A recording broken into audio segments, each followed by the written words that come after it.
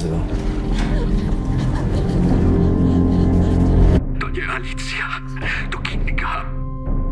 Naprawdę nie obchodzi mnie, kim byłam. Przykro mi.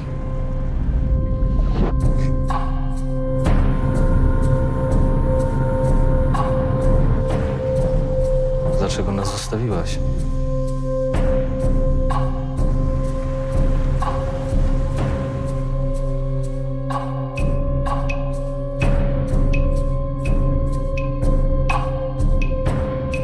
Nigdy cię nie kochałam, prawda?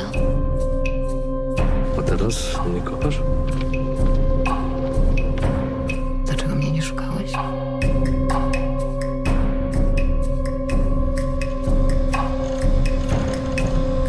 Umarłych się nie szuka.